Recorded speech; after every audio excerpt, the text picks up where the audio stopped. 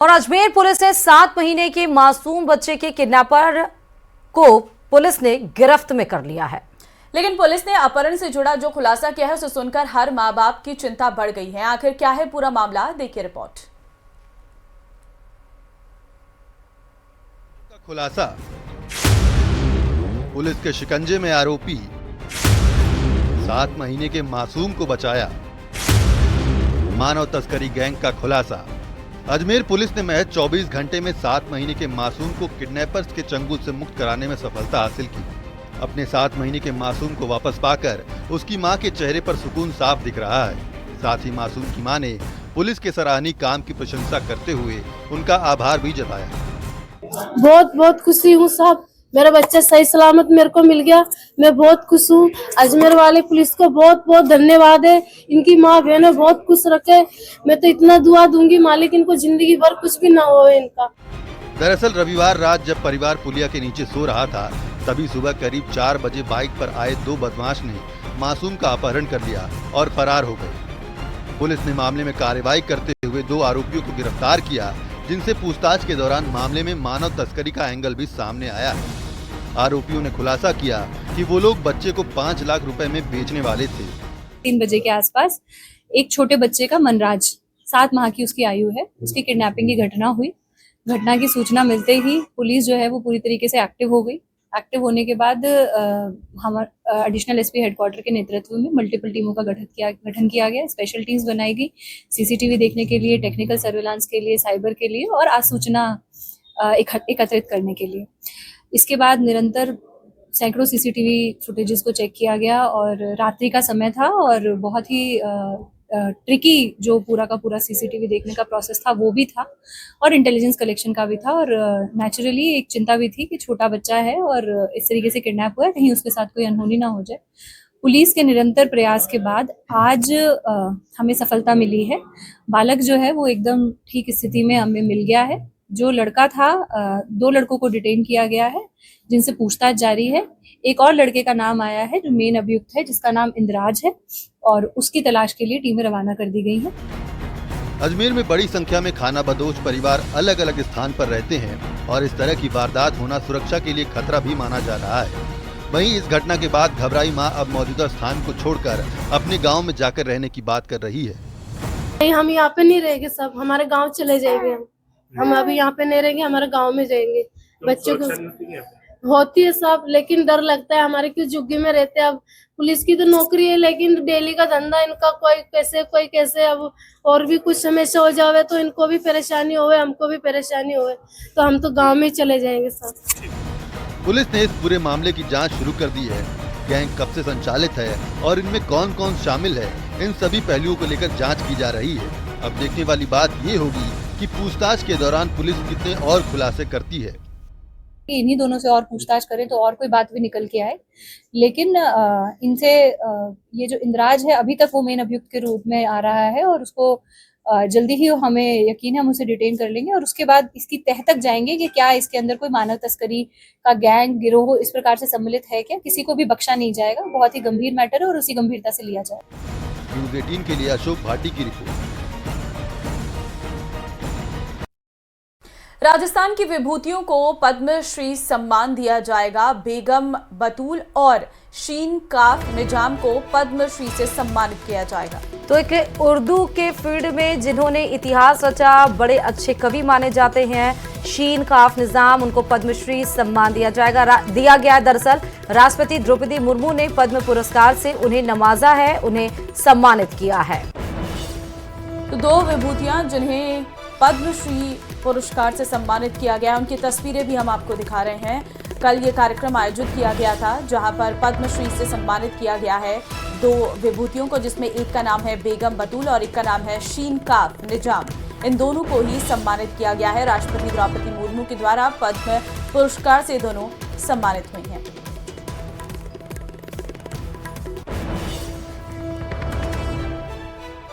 और चलिए अब बात श्रीगंगानगर से बड़ी खबर की कर लेते हैं। रसद विभाग की बीती रात जाबला गांव में छापेमारी की कार्रवाई हुई है। अवैध रूप से संचालित पेट्रोल पंप पर यह कार्रवाई की गई है। रसद विभाग ने 5288 लीटर डीजल जब्त किया है। मौके पर मशीन को भी सीज किया गया है। बिना अनुमति के अवैध रूप से भंडार कर चलाया जा रहा था पेट्रोल पंप। डीएसओ कविता सिहाग सहित स्थानीय प्रशासन ने कार्रवाई को अंजाम दिया है। तो बड़ी खबर इस वक्त की आपको बता रहे हैं श्रीगंगानगर से, जहां रसद विभाग की डाबला गांव में छापेमारी की कार्रवाई की गई है। रसद विभाग ने 5288 लीटर डीजल जब्त किया है। मौके पर मशीन को भी सीज कर दिया गया।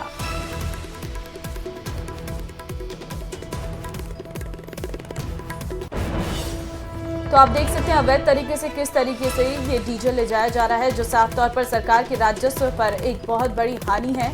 और रसद विभाग ने 5288 लीटर डीजल यहां पर से बरामद किया है। मौके पर मशीन को भी सीज कर दिया गया। बिना अनुमति के अवैध रूप से भंडार कर चलाया जा रहा था ये पेट्रोल पंप, और डीएसओ कविता सिहाग सहित स्थानीय प्रशासन ने दिया कार्रवाई को अंजाम।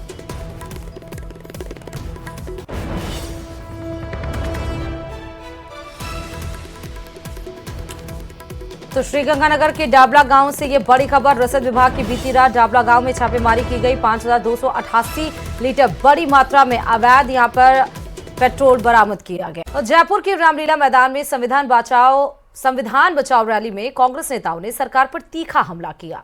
संविधान से लेकर पहलगाम आतंकी हमले पर सवाल खड़े किए हैं, जिस पर बीजेपी ने पलटवार करने में देर नहीं की और कांग्रेस को खुद आईना देखने की हिदायत तक दे डाली। ये रिपोर्ट देखिए। संविधान बचाओ रैली में बरसे मल्लिकार्जुन खड़गे। हम जोड़ने की बात करते हैं, वो तोड़ने की। संविधान के धज्जियां उड़ाने के लगाए आरोप।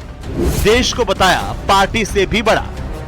जयपुर के रामलीला मैदान में कांग्रेस ने संविधान बचाओ रैली में सत्ता पक्ष पर कई आरोप लगाए। कांग्रेस के तमाम बड़े नेता मंच पर एक साथ नजर आए। पहलगाम में आतंकी हमले का जिक्र भी किया और संविधान के खतरे में होने की बात कहकर उस पर चिंता भी जाहिर की। कांग्रेस के राष्ट्रीय अध्यक्ष मल्लिकार्जुन खड़गे ने संविधान बचाने की बात कही है। सबसे बड़ा देश है, उसके बाद पार्टी होगी, धर्म होगा, और सबके ऊपर ईडी रेड। हमारे पार्टी के जो भी अच्छे अच्छे कार्यकर्ता हैं उनके ऊपर ईडी रेड, जाना, छापे डालना, और कोई पार्टी का काम करता है तो उसको कैसा कमजोर करना और उसको कमजोर करके पार्टी से दूर रखना। सबको कमजोर करने की कोशिश तो आपकी चल रही है, लेकिन ऐसे झूठे मुकदमे लोगों को कमजोर करके आप डेमोक्रेसी को कमजोर नहीं कर सकते। खड़गे ने सुरक्षा के मुद्दे पर सरकार से सवाल भी किया और 400 पार वाले नारे पर चुटकी भी ली। खड़गे ने कहा कि आज देश में जितनी बड़ी स्कीमें हैं वो सब कांग्रेस की देन है। बीजेपी सरकार पर उन्होंने महंगाई और बेरोजगारी बढ़ाने के आरोप लगाए। कांग्रेस के दूसरे दिग्गज भी मल्लिकार्जुन खड़गे की भाषा में सत्ता पक्ष पर हमला करते नजर आए।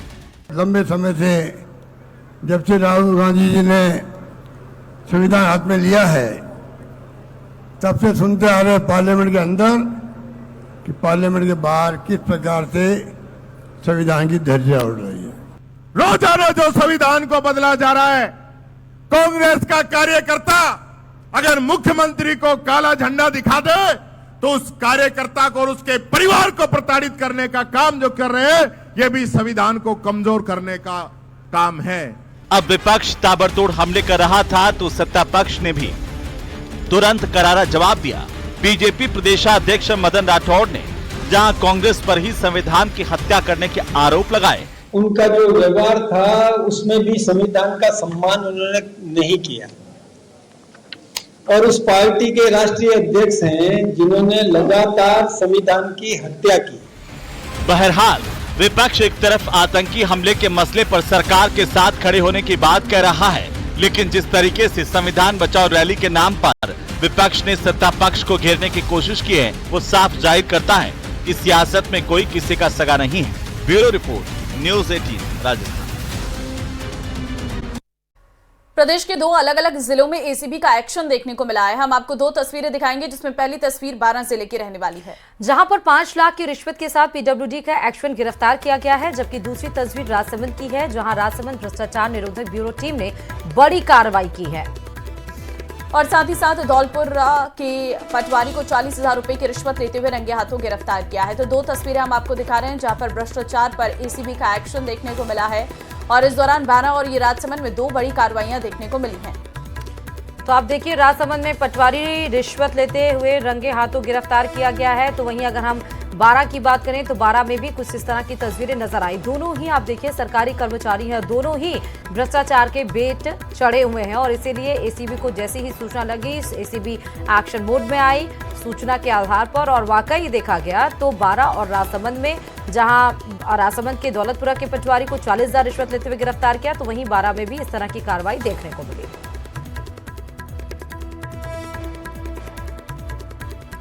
तो चलिए, दौसा से भी बड़ी खबर आपको बता रहे हैं। छत्तीसगढ़ के मुख्यमंत्री आज मेहंदीपुर बालाजी आएंगे। मुख्यमंत्री विष्णुदेव का बालाजी दर्शन का कार्यक्रम है। दौसा और करौली प्रशासन अलर्ट हो गया है। 4:20 पर मेहंदीपुर बालाजी आने का कार्यक्रम है। बालाजी दर्शन के बाद हेलीकॉप्टर से जयपुर जाएंगे, ये उनका पूरा कार्यक्रम रहने वाला है। तो आज सीएम विष्णुदेव का बालाजी दर्शन का कार्यक्रम है। 4:20 पर वो मेहंदीपुर बालाजी आएंगे और बालाजी दर्शन के बाद हेलीकॉप्टर से वो वापस जयपुर जाएंगे। छत्तीसगढ़ के मुख्यमंत्री हैं और आज मेहंदीपुर बालाजी आ रहे हैं और प्रशासन उनके इस कार्यक्रम को लेकर पूरी तरीके से अलर्ट है।